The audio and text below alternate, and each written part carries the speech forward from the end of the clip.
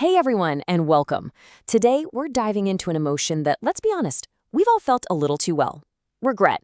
We're going to break down the exact language we use when we look back and just wish things had gone a little differently. So let's get right into it. I mean, seriously, who hasn't had one of those moments? You know, that one little decision, that one thing you said or did that you'd go back and change in a heartbeat if you could.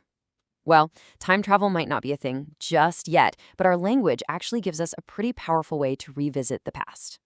And to really see how this works, we're not just going to talk about rules. We're going to look at a real-life story.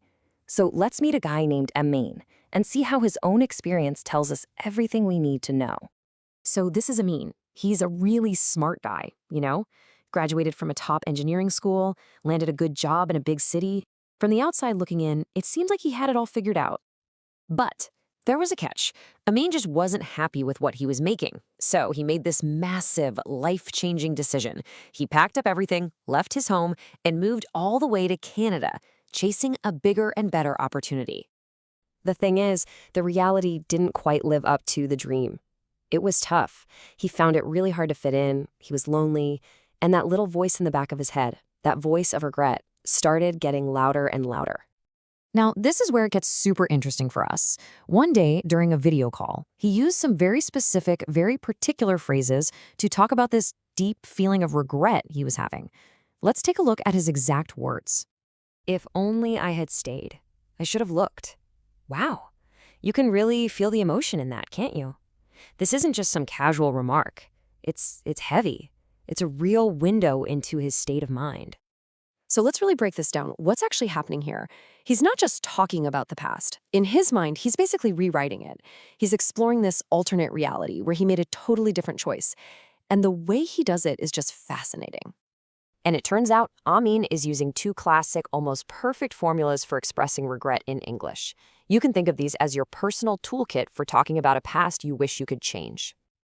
Okay, formula number one is if only plus the past perfect. Now, this one's the big one. This isn't for small stuff. This is for those deep, powerful regrets. It's a way to signal a really strong desire for a completely different past. So when Amin says, if only I had stayed, that's exactly what he's doing. He's painting a picture of a totally different timeline, one where he never even got on that plane. It's a really profound wish. Now for the second tool in our kit, should have plus the past participle. This one's a little different. It's more about judgment or even giving yourself advice after the fact. It's how we pinpoint a specific action that we now see as a mistake. And when Amin says, I should have looked, he's identifying what he thinks was his big mistake. He's not just wishing for a different universe. He's looking back and telling himself, nope, that was the wrong move right there. So let's put it all together. Here's the key difference. Both of these are about regret, for sure, but they have a different flavor. If only is all about that big emotional wish for a different reality. But should've is about identifying a specific mistake, a wrong turn. It's really the difference between dreaming and analyzing. Okay, so we've got the tools. Now it's time to actually use them. Let's run through a few common situations and apply both formulas. This is where you'll really get a feel for how they work. Oof, yeah, this one's a classic. I think we've all been here. You get that bad grade, and immediately your mind starts replaying everything. So how could we talk about this using our two formulas? Right. For that deep, gut-wrenching wish, you'd say, if only I had prepared. But to pinpoint the error in judgment, it's I should have prepared. You see that pattern? It's a subtle but important difference in feeling. And here's another one we can all relate to. That sinking feeling in your stomach as you watch the bus just pull away without you. The reason's simple. You woke up late. So you can express that huge, frustrating wish, if only I had gotten up earlier. Or you can zone in on your mistake. I really should have gotten up earlier. Simple, right? But so precise. And let's do one more. The classic regret of not saving up.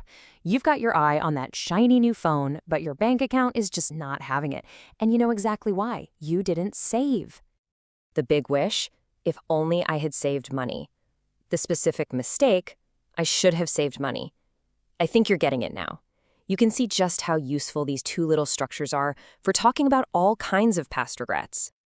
So you might be thinking, okay, cool, but why did we spend all this time on just two little grammar points? Well, because this is about so much more than just a language lesson. And this is really the heart of it. These aren't just rules you memorize for a test. They are incredibly precise tools that let us name and understand one of the most complicated and universal feelings we have as humans. Knowing how they work doesn't just make you sound better, it gives you a clearer way to understand your own feelings and the feelings of the people around you. So next time you find yourself looking back, just listen. Listen to the words that pop into your head. Are you making a deep, emotional wish with if only? Or are you analyzing a mistake with should have? Because now you have the words. And knowing the difference, well, that's a pretty powerful thing. Thanks for joining me.